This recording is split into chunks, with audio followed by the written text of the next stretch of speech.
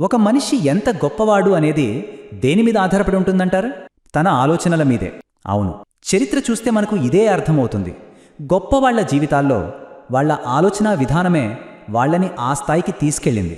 సరే, మరి ఈరోజు మనం తెలుసుకోబోయే ఈ కథలో నీతి ఏంటో చూద్దాం. అయితే ఇక్కడ ఒక ప్రశ్న వస్తుంది కదా, ఆలోచనలే అంత శక్తివంతమైతే మరి ఎందుకని చాలామంది సక్సెస్ అవ్వడానికి అంతలా కష్టపడుతున్నారు?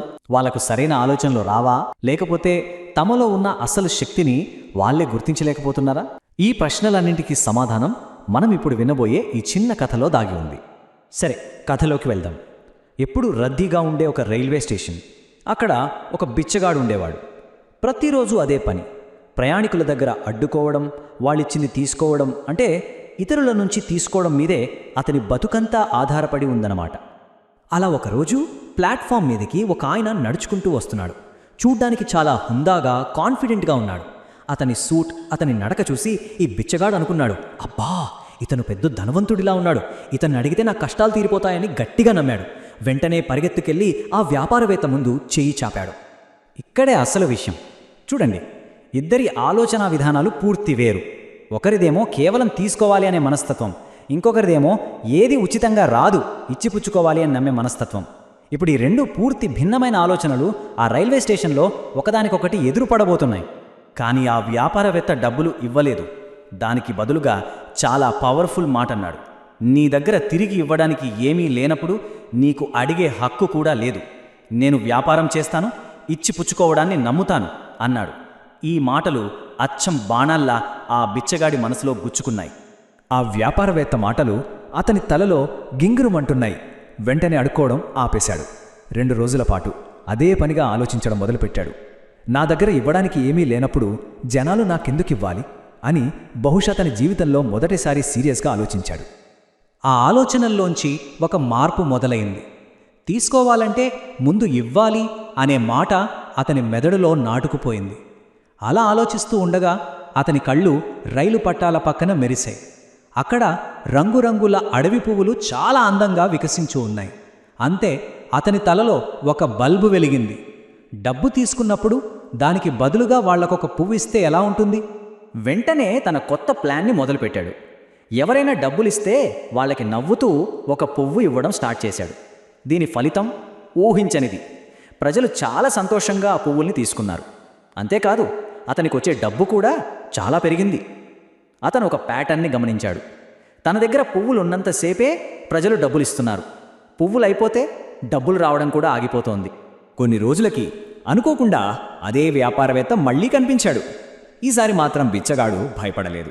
బరంగా, చాలా ఉత్సాహంగా, ఒక కొత్త నమ్మకంతో అతని దగ్గరికి వెళ్ళాడు. చాలా గర్వంగా, ఆత్మవిశ్వాసంతో ఆ వ్యాపారవేత్త దగ్గరికి వెళ్ళి ఇలా అన్నాడు, సార్, ఈరోజు మీకు ఇవ్వడానికి నా దగ్గర ఒకటి ఉంది. మీరు డబ్బు ఇస్తే దానికి బదులుగా నేను మీకు ఒక పువ్వు ఇస్తాను. చూశారా, ఇది అడుక్కోవడం కాదు, ఇది ఒక బిజినెస్ డీల్. ఆ వ్యాపారవేత్త చిరునవ్వు నవ్వి కొంత డబ్బు ఇచ్చి కొన్ని పువ్వులు తీసుకున్నాడు. కాని వెళ్లే ముందు చెప్పిన ఒక మాట ఆ బిచ్చగాడి జీవితాన్ని మార్చేసింది. ఇప్పుడు నువ్వు ఇచ్చి పుచ్చుకోవడంలోని విలువ తెలుసుకున్నావో, ఈ రోజు నుంచి నువ్వు బిచ్చగాడివి కాదు, నువ్వొక వ్యాపారవేత్తవి అని చెప్పాడు. ఆ మాటలు అతనిలో ఒక కొత్త శక్తిని నింపాయి. నేను వ్యాపారవేత్తనా? ఆ మాటలు అతని మనసులో ఒక కొత్త వెలుగును నింపాయి. అప్పుడు అతనికి స్పష్టంగా అర్థమైంది, ప్రజలు తనకు జాలిపడి దానం ఇవ్వటం లేదు, తాను ఇచ్చే పువ్వుల కోసం డబ్బు చెల్లిస్తున్నారు. అంటే ఇది నా వ్యాపారం. ఈ ఒక్క ఆలోచన అతనిలో ఎంత ధైర్యాన్ని నింపిందంటే ఆ రోజే ఆ రైల్వే స్టేషన్ను శాశ్వతంగా వదిలిపెట్టి వెళ్ళిపోయాడు. కానీ ఆగండి, కథ ఇక్కడితో అయిపోలేదు. అసలైన ట్విస్ట్ ఇప్పుడే మొదలవుతుంది. ఈ కథలోని చివరి, ఇంకా చెప్పాలంటే అత్యంత ముఖ్యమైన ఘట్టానికి మనం చేరుకున్నాం. సరిగ్గా 6 నెలలు గడిచాయి. మరి ఆ బిచ్చగాడి జీవితం ఎలాంటి మలుపు తీసుకుందో తెలుసుకోవాలనే ఆసక్తి పెరుగుతోంది కదా. మళ్ళీ అదే రైల్వే స్టేషన్. 2 వ్యక్తులు కలుసుకున్నారు. ఇద్దరూ చూడటానికి చాలా హుందాగా, విజయవంతంగా ఉన్నారు. ఒకరు మన పాత వ్యాపారవేత్త. మరి రెండో వ్యక్తి ఎవరో తెలుసా?